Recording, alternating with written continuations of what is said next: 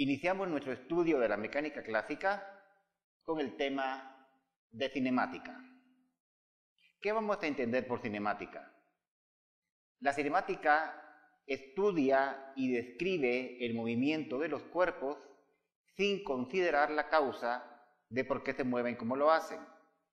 Por ejemplo, esta pelotita se mueve, por así decirlo, en una línea recta o en un movimiento más o menos acá así.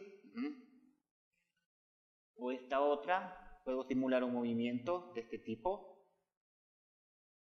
Entonces, el objetivo es estudiar y describir el movimiento de los cuerpos, pero sin importarme por qué se mueve así.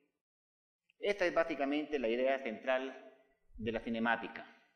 Ahora, ¿qué significa describir? Describir es crear un lenguaje.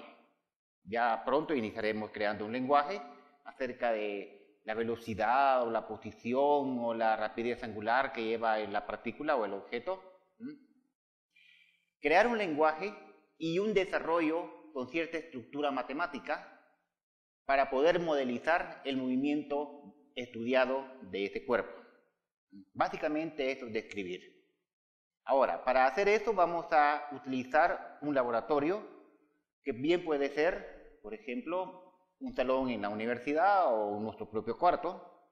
Este laboratorio tiene una particularidad interesante y es que se le va a llamar un sistema de referencia inercial. ¿Qué vamos a entender por un sistema de referencia inercial? Básicamente está compuesto por un sistema de coordenadas, que en este caso lo voy a considerar cartesiano x, y, z.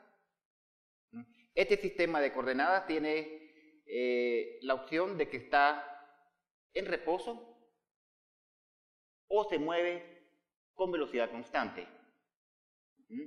Ahora, en el 0, 0 del sistema de coordenadas se encuentra el observador.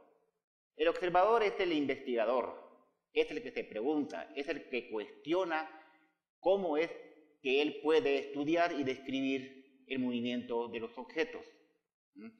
Nuestro campo de estudio es la naturaleza. Ahora, el observador se encuentra con sus aparatos de medición, su cronómetro, su regla, etc. Hay algo muy importante, y es que el observador o investigador, ya sea, puede ser mi persona, o puede ser tú, estudiante. Básicamente eres tú. Tú eres el observador, el que va a estudiar y a analizar ya el movimiento de estos cuerpos. Entonces, básicamente, a eso se refiere un sistema de referencia inercial, un sistema de coordenadas. ¿Pero qué es un sistema de coordenadas? O sea, lo que necesitamos es crear un lenguaje matemático, describirlo en pizarra o en un libro, y entonces necesitamos generar el espacio. El espacio usual más común es el sistema de coordenadas cartesianas. Aquí tengo, por ejemplo, el eje X, aquí tengo el eje Y y aquí tengo el eje Z. Yo puedo simular un movimiento en una dimensión, ya sea en el eje X o en Y o en Z, o puedo simular un movimiento en 2 dimensiones, o puedo simular un movimiento en 3 dimensiones, pero para poderlo describir necesito crear un sistema de referencia, que le vamos a llamar en este caso un sistema de coordenadas, que bien puede ser cartesiano y dependiendo del problema puede ser polar o puede ser esférico, dependiendo. Eso es por un lado. Ahora, el objeto. El objeto que vamos a estudiar, por ejemplo, un cuerpo, básicamente lo que me interesa de él es el movimiento que tiene en el espacio. No me va a interesar su estructura, o sea, de qué está conformado, ni tampoco me va a interesar si es una pelota, como en este caso, de tenis, o es una pelota de fútbol, o es una pelota como de este tipo, o cualquier tipo de cuerpo. Lo que me interesa básicamente es describir su movimiento en el espacio. Entonces, básicamente vamos a considerar una idea de interés, y es que el volumen de este cuerpo lo vamos a idealizar como un punto en el espacio. Ese punto idealizado del volumen del cuerpo es lo que le vamos a llamar partícula. Más adelante, por ejemplo, vamos a estudiar el movimiento circular y vamos a considerar el movimiento de la Tierra alrededor del Sol, por ejemplo, en el modelo más simple, en una trayectoria circular, y no nos va a interesar básicamente cuántos habitantes tiene o qué cantidad de peces hay en el mar, por ejemplo, sino que simplemente nos va a interesar un puntito en el espacio que simula a la Tierra moviéndose en una trayectoria circular. Esa es la idea de partícula. O sea que en este momento yo puedo considerar a esta pelota simplemente como una partícula, como un punto que se mueve en el espacio. Bien. Ahora, algo interesante es que ustedes pueden observar que ese punto en el espacio traza una curva geométrica que se dibuja a medida que se mueve. Esta curva geométrica que dibuja la partícula a medida que se mueve en el espacio es lo que vamos a llamar una trayectoria, básicamente. Y eso es muy importante, porque la trayectoria es esa curva geométrica que más adelante vamos a llamar en un lenguaje matemático una función XY, o sea, z igual a una función XY. Lo importante es cómo encuentro esa trayectoria o esa función bajo un lenguaje matemático. A eso me refiero, a describir el movimiento de los cuerpos. Muy bien. Entonces, en este momento vamos a proceder a crear lo que es un lenguaje. Y vamos a llamar al siguiente tema lo que son cantidades cinemáticas. Las cantidades cinemáticas, la primera de ellas va a ser la posición. ¿Qué vamos a entender por posición? Ahora sí, fíjense bien la importancia. Está en mi sistema de referencia. Yo simplemente lo estoy dibujando acá para crear mi espacio. Pero ahora voy generando un lenguaje. Y entonces les digo, consideremos un sistema de coordenadas XY para yo hacer mis mediciones. El observador se encuentra acá en el origen, el 0, 0. Entonces, hay un objeto. Por ejemplo, puede haber un objeto que está situado a una cierta distancia sobre el eje X.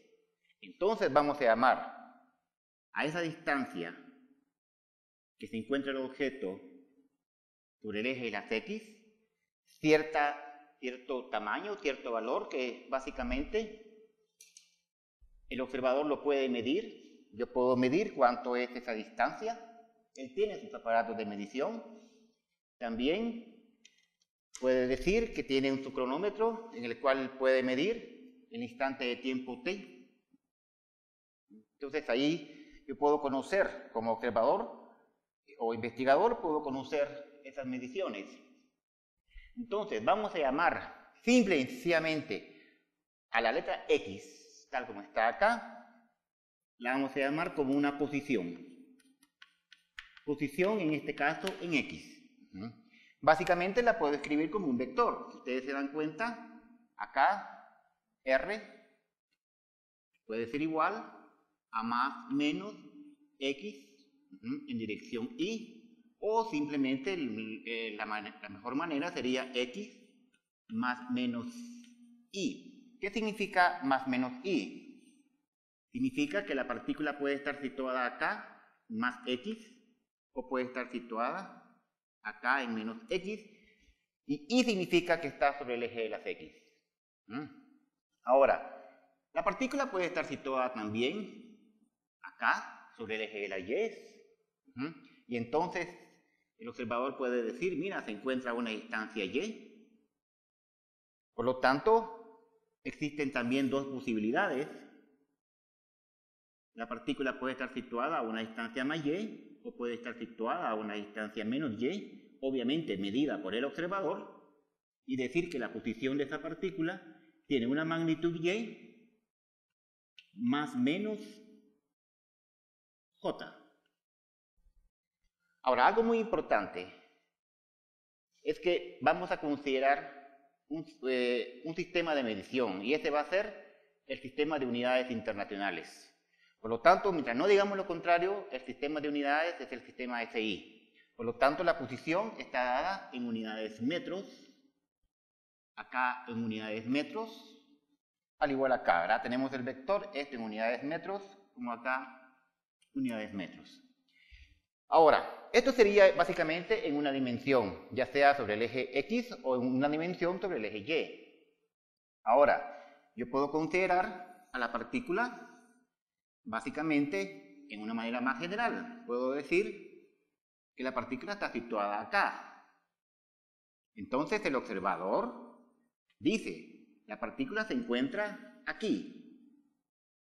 Esta flechita que he dibujado tanto acá como acá también, es lo que hemos conocido como un vector, la representación de un vector, ahora está siendo utilizado como un lenguaje matemático para la descripción de esta cantidad llamada posición. Entonces, la posición acá, ustedes pueden ver que tiene tanta componente en X, tanta componente en Y, y puedo escribir entonces el vector posición como componente en dirección del eje X, más una componente en Y en dirección del eje Y, unidades metros. Eso sería entonces una posición en dos dimensiones.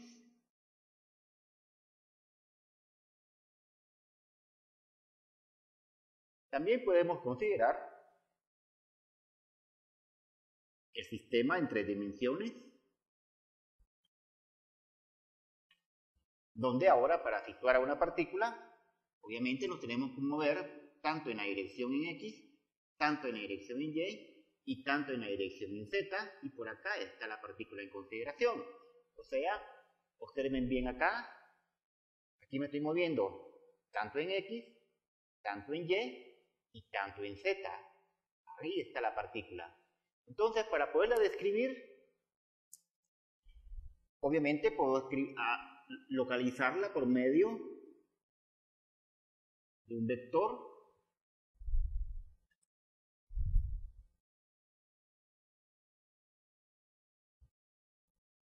que le vamos a llamar vector posición, pero que ahora tiene esta forma.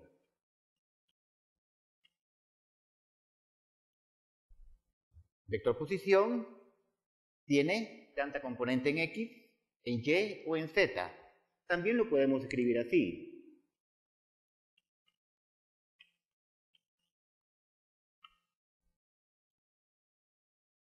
Bien, entonces tenemos básicamente, para resumir, la primera cantidad cinemática que es el vector posición. En una dimensión, en el eje X, en otra dimensión, en el eje Y. Acá, por ejemplo, simplemente le podemos llamar X sin tanto carácter vectorial.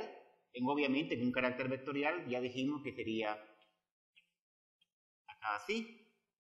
Acá también lo podemos llamar la partícula en Y. Un carácter vectorial, simplemente, sin mayor discusión, lo podemos considerar acá así. También podemos considerar la partícula en el plano. Una partícula acá, que está localizada aquí, que también lo podemos considerar como X, ya sea arriba o abajo, no importa, pero lo vamos a poner acá así, unidades metros, y en tres dimensiones. Entonces, básicamente, cuando me refiero a la posición de la partícula, la puedo escribir ya sea en una dimensión, en dos dimensiones y en tres dimensiones. Un punto muy importante es que la posición obviamente va a depender del sistema de coordenadas. El observador mide, pero lo mide en su sistema de referencia. Por lo tanto, el vector posición es un vector que depende del sistema de referencia.